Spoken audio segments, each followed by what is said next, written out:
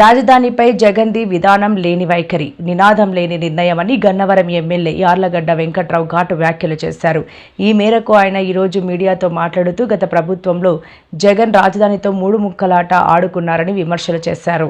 1813 వరకు రాజధానిగా చేసుకున్న అమరావతిని పరిపాలించాడు. ఆ తర్వాత కాలగమనంలో రాచరికాలు పోయినాయి, ప్రజాస్వామ్యం వచ్చింది, ప్రభుత్వాలు ఏర్పడి 53లో కర్నూలు వెళ్ళాం, 56లో హైదరాబాద్ వెళ్ళాం. ఆ రోజు బూర్గుల రామకృష్ణరావు గారు రాజీనామా చేసి మరి సమైక్య రాష్ట్రంలో ఏర్పడటానికి ముఖ్యమంత్రి పదవిని త్యాగం చేశారు. తర్వాత మళ్ళీ 200 సంవత్సరాల తర్వాత ఈ రాష్ట్రం విభజనకు గురై ఆ రోజున అన్యాయంగా, అక్రమంగా, అశాస్త్రీయంగా రాష్ట్రాన్ని విభజిస్తే చంద్రబాబు నాయుడు గారు 5 లక్షల కోట్లు ఇవ్వండి, ఈ రాష్ట్రం నష్టపోద్దని చెప్తే ఆ రోజున ప్రతిపక్ష పార్టీలు నవ్విన పరిస్థితి.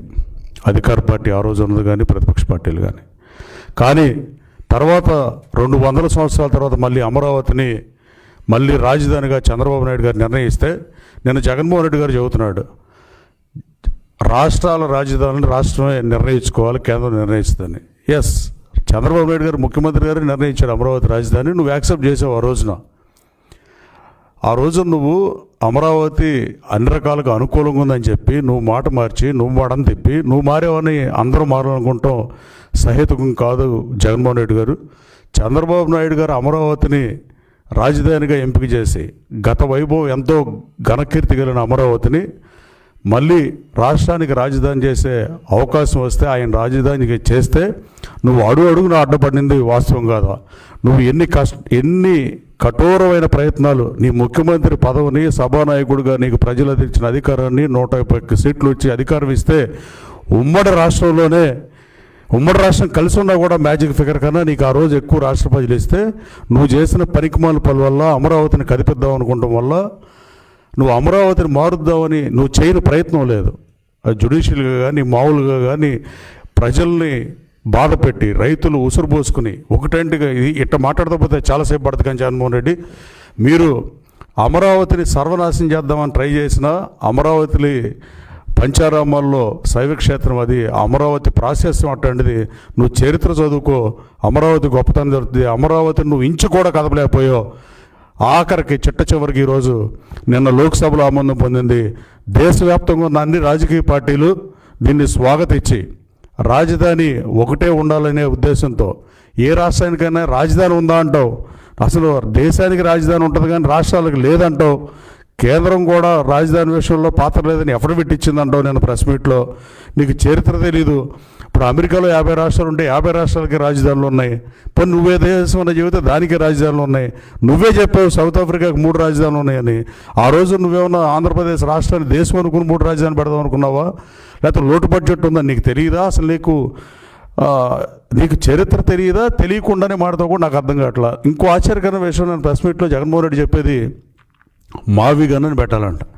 ఈ మావి గన్న ఏదో అది బాధాకరం, కానీ భాషా ప్రయోగంలో మాట్లాడకూడదని సంస్కారం అడ్డొస్తుంది తప్ప ఇది అసలు మావి గన్న అంటే మచిలీపట్నం ఏంటి, విజయవాడ, గుంటూరుని అసలు VCTM ఉడా నుంచి కాపీ చేశాడో, లేకపోతే ఆయన సలహాదారులు చెప్పారో, లేకపోతే ఆయన ఇంటలెక్చువల్ స్మార్ట్ అనుకునే ఒక నాయకుడు చెప్పాడో, లేకపోతే ఒక స్ట్రీట్ స్మార్ట్ అనే నమ్ముతాడు అతను చెప్పాడో నాకు తెలియదు. కానీ ఇది ఈ మావి గన్ అంటే అసలు ఎవడన్నా దీంట్లో మళ్ళీ పైపెచ్చి అక్కడితో ఆపకుండా మావిగన్లో గన్ను ఉందని మీకు అభ్యంతరం అయితే వేరే పేరు పెట్టుకోండి అంట. అసలు రివాల్వర్ కనుక్కున్న శామ్యూల్ కోల్డే రివాల్వర్ని చాలామంది చంపడానికి అన్యాయంగా, అంటే గన్ అనేది పోలీసుల చేతిలో ఉండాలి తప్ప ఎవరి చేతిలో పడితే ఆ చేతిలో ఉంటే చాలామందిని చంపారు. నేను కనుక్కున్న రివాల్వర్, నేను తప్పు చేశానని పశ్చాత్తాపడ్డాడు శామ్యూల్ కోల్డ్ కూడా. కావాలంటే చరిత్ర తెలుసుకో. నేను పిల్లలు ఆడుకునే ఆట వస్తువు కనుక్కుంటే బాగుండేదని శామ్యూల్ కోల్డ్ ఫీల్ అయిన పరిస్థితి. నువ్వు ఎంతసేపు గన్ ఇదేం గోలో నాకైతే అర్థం కాని పరిస్థితి. అలాగే రాష్ట్ర రాజధాని విషయంలో కూడా కేంద్ర ప్రభుత్వం కల్పించుకుంటాక లేదంటావు. కేంద్ర ప్రభుత్వం కల్పించుకుంటాక లేదు. కానీ ఎప్పుడుంది? కన్ఫ్లిక్ట్ ఆఫ్ ఇంట్రెస్ట్ వచ్చినప్పుడు, కన్ఫ్లిక్ట్ వచ్చినప్పుడు, సమస్య వచ్చినప్పుడు కేంద్ర ప్రభుత్వం జోక్యం చేసుకోక ఎవరు చేసుకుంటారు? పార్లమెంటరీ డెమోక్రసీలో కేంద్రంగా ఎవరు తీసుకుంటారు నిర్ణయం? అందుకే కేంద్రం జోక్యం చేసుకుంది. అప్పర్ హౌస్లో లోయర్ హౌస్లో బిల్లులు పెడుతున్నారు.